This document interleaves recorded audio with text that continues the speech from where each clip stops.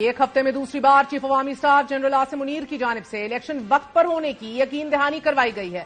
کل اور آج جی ایچ کیو میں 2 روزہ کور کمانڈر کانفرنس ہوئی کہ جس میں فوج کی جانب سے ایک بار پھر اس عزم کا اعادہ کیا گیا کہ پاک فوج عام انتخابات میں الیکشن کمیشن کو تعاون فراہم کرے گی۔ آئی ایس پی آر کی جانب سے جاری کردہ اعلامیہ کے مطابق کور کمانڈر کانفرنس میں سیکیورٹی کی صورتحال اور سماجی اور اقتصادی ترقی کے امور پر تبادلہ خیال ہوا۔ ساتھ ہی یہ فیصلہ لیا گیا کہ پاک فوج عام انتخابات میں الیکشن کمیشن کو تعاون فراہم کرے گی۔ اعلامیے میں پاکستان کو غیر مستحکم کرنے والے دہشت گردوں سہولت کاروں سے مکمل طاقت سے نمٹنے کا عزم کیا گیا اور ساتھ ہی ساتھ تحریک طالبان پاکستان کے پاس جدید ترین ہتھیاروں کی دستیابی کو پاکستان کے لیے خطرناک اور باعث تشویش قرار دیا گیا۔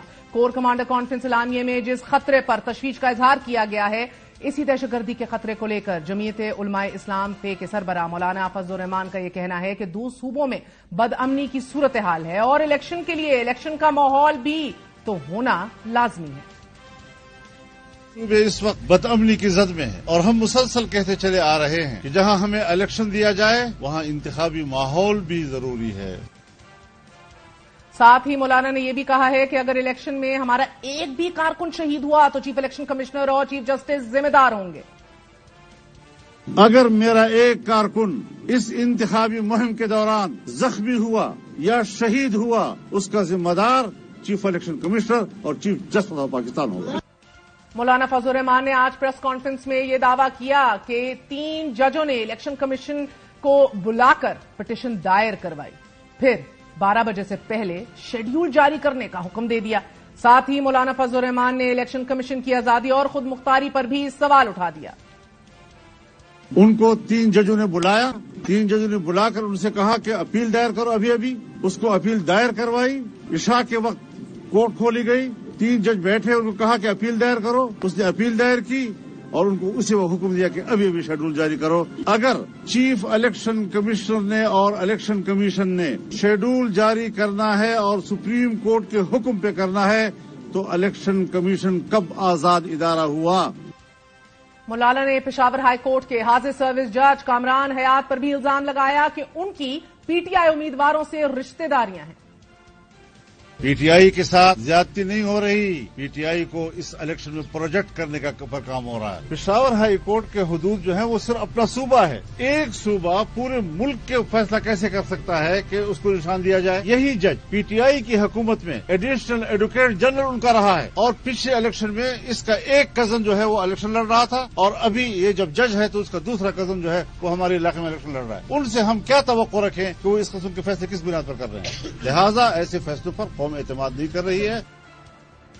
مولانا فضل الرحمان کے بعد مسلم لیگ نون کے صدر میاں محمد شہباز شریف نے بھی پشاور ہائی کورٹ کے جج اور ان کے فیصلے کو متنازع کرنے کی پوری کوشش کی۔ انہوں نے بھی مولانا کی طرح پشاور ہائی کورٹ کے جج کو پر الزام لگایا کہ ان کی خیبر پختونخوا کے کینڈیڈیٹس پی ٹی آئی کے کینڈیڈیٹ سے رشتہ داریاں ہیں۔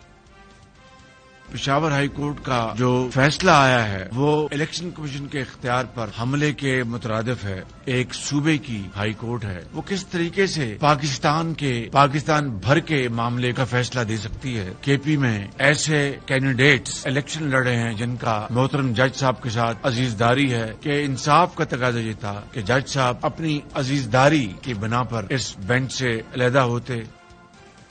پی ٹی آئی کو انتخابی نشان دینے کے پشاور ہائی کورٹ کے فیصلے پر شدید تنقید کرتے ہوئے شہباز شریف نے یہ بھی کہا کہ ایک صوبے کی ہائی کورٹ پورے پاکستان کے حوالے سے کیسے فیصلہ کر سکتی ہے؟ ان فیصلوں سے طرفداری کی بو آتی ہے اور ترازو کو لاڈلے کی طرف جھکایا جا رہا ہے۔